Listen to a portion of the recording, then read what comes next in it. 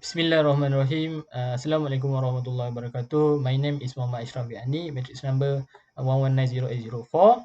So today I will present to you a case review about Warner Brother Ltd versus Jetson 1966 to MLJ 155 for subject LAC 4443 commercial law. So for the summary of this case is Warner Brother M Ltd filed an appeal against a damage decision for a breach of contract in a hire purchase agreement involving a motor vehicle. The key point of the contentions was that the land resident of the session court failed to assess whether the relevant clause in the hire purchase agreement was a penalty clause or a true pre-estimate of harm as of the agreement state. The land president merely apply the common law principle of the assessment of damage for breach of contract. Held whether the clause of contract were penalty clause or not was not irrelevant to section 75 of the 1950 contracts ordinance, which stipulate that the contract must determine appropriate compensation in each case. As a result of this section, plaintiff does not have the right to reclaim the amount specified in the contract as the contractual fine or liquidated damage, and unless the amount is a true estimate will suffer damage to him must be proved. The clause of the contract provide a genuine pre-estimate of damage. The party expected that at the time the contract was signed for depreciation and the damage established by will be compensated by the court of this damage depreciation. So the issue of this case is the defendant enter into the agreement with the plaintiff firm for hire purchase of Morris Selenka with one of the clause which is clause 6, and on the date 25th June 1964, the defendant was in errand of installment whereupon the plaintiff terminated the hire purchase agreement and reposed the car.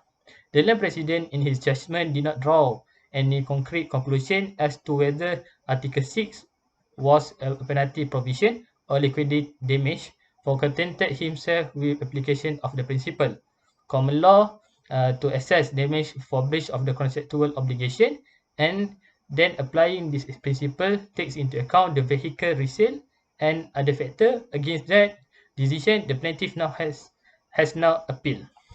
So for judge decision, the judge of this case, Abdul Aziz J, the matter view the matter fall to be considered under section 75 of the contract Malay State Ordinance 1950, which is in pari materia with section 74 of the Indian Contract Act, and which read, when a contract has been broken, if a sum is named in the contract as the amount to be paid in case of such breach, or if the contract contain any other stipulate by way of penalty, the party complaining of the breach is entitled, whether or not actual damage or loss is proved to have been caused whereby, to receive from the party who has broken the contract reasonable compensation, not exceeding the amount so named, or as the case may be, the penalty stipulated for.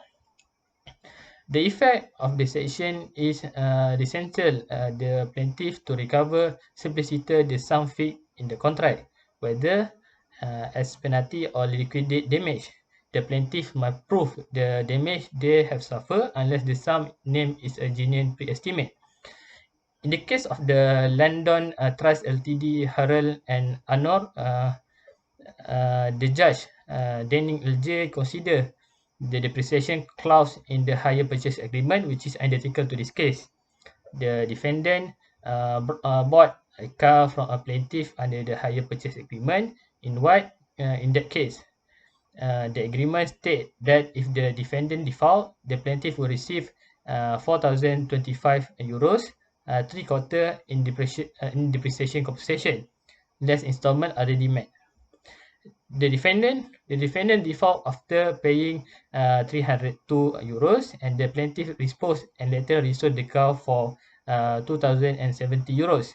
earning 5,070 euros instead of the 5,058 euros higher purchase price. The plaintiff has not certified with a profit of 14 euros and filed an action to recover 122 euros. Under the depreciation clause, it was decided that the depreciation compensation of 75% of the price, regardless of the condition and the state of the car, could not be a genuine estimate of damage, that the sum of 425 euros were an extravagant and extortionate sum held in terrorem over the health of the hire, and that it was a penalty and as such could not recover in law. Denning LJ in his judgment state, 3/4 of the total cost is 425 euros. The hire purchase company inset it by the rule of thumb without regard to make of the car, its age, the market condition, or anything of the kind. It's same for everyone. The 125 euros payment for depreciation compensation is made on the condition that the car is in good order, repair, and condition when it is retaken. If it is in poor condition, the owner can sue for breach of contract damage under Article 3 and 8 and 50A, which are in addition to the 425 euros. Assume the car is kept in the good condition and the higher default at the end of the first month, causing the owner to reclaim the vehicle. Can anyone predict that its value will plummet by 3/4 in that time, making it worth only a quarter of that was a month ago? Assume that the car is kept in a good condition and that the higher default after 6 months and the owner reclaim the vehicle. Understandably, it's only worth half of that if once was, but not 3/4. When the meter was put to the test, the drop was only 1/2 of 1%.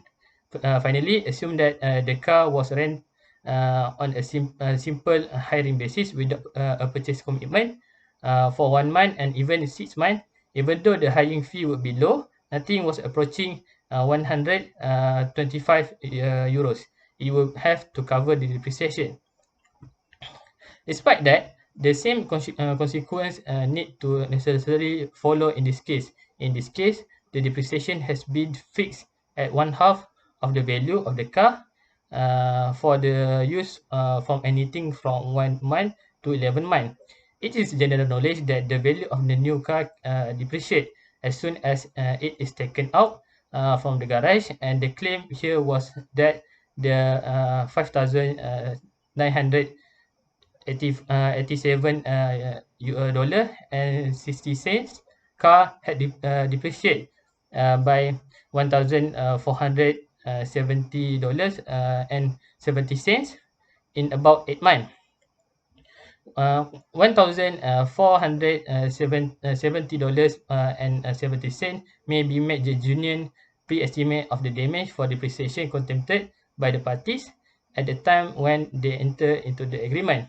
The damage fixed by the party do not appear to be unreasonable, disproportionate to the nature and extent of the depreciation as the warrant the court to interfere to grant relief.